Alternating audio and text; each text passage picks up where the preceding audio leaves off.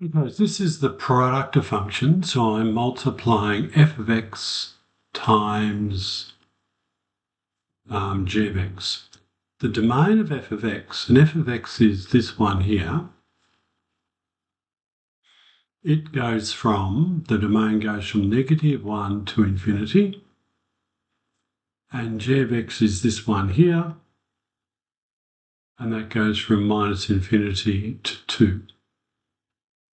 So the domain of f dot g is the domain of f intersect the domain of g, which will be -1 to infinity, intersect -infinity to 2, which gives you -1 to 2.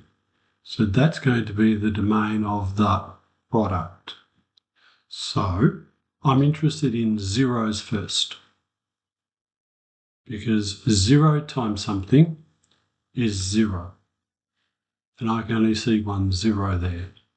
The next one I'm interested in is ones, because 1 times something is the other number. So 1 times this is this. And I can see a -1 here. -1 times this number will be that number, but negative. So that's 1, 2, 3 quarters. That's about there. And I can't see any other negative ones or positive ones. Okay, so this is an endpoint because there's nothing happens after here because g of x doesn't exist bigger than 2, so therefore f times g doesn't exist. So that's an endpoint. And square bracket on the 2, therefore it's inclusive of that point.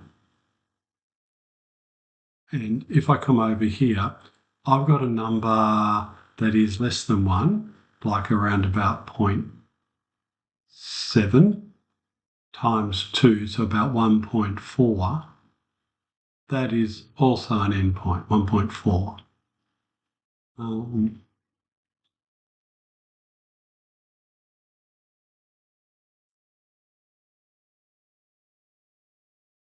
1.4 is around about there.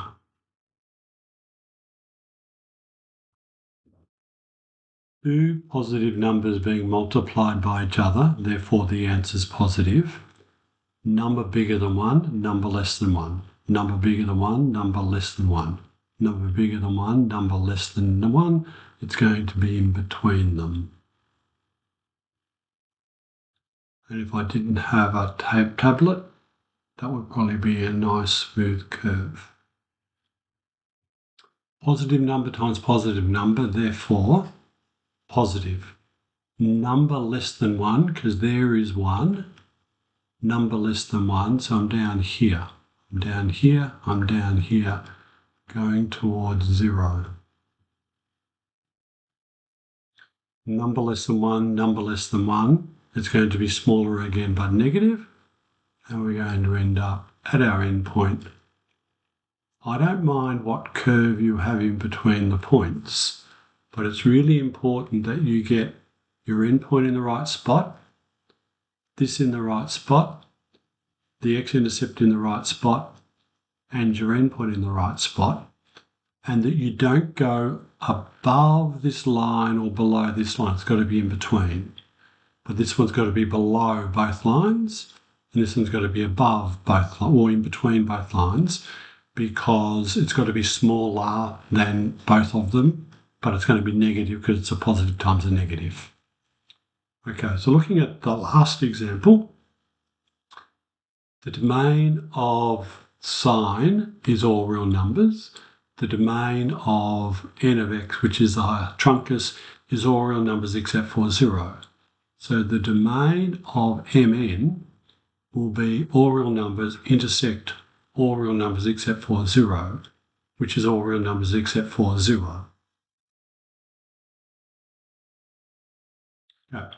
I'm going to do my zeros first. 0, 0, 0, 0, 0, 0. If the function existed, it would be at 0. But because 0 is not part of the domain, that's going to be an open circle because x cannot equal 0 at any point, because the sign of x times 1 on x is undefined when x is 0 because you've got a division by 0.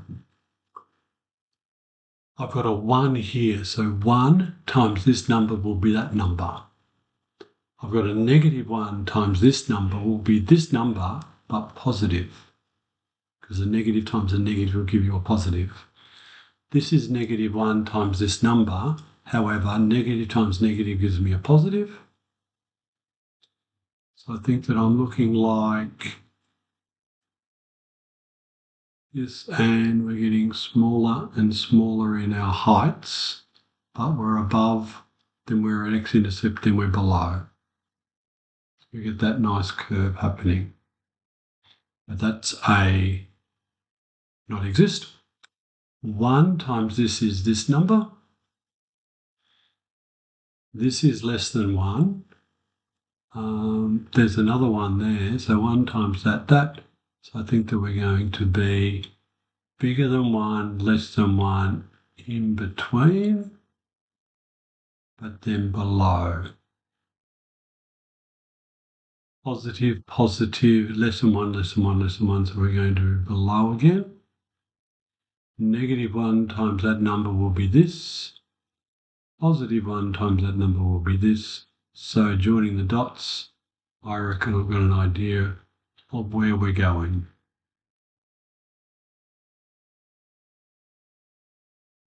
And that's the graph of m times n of x for all real numbers except for 0.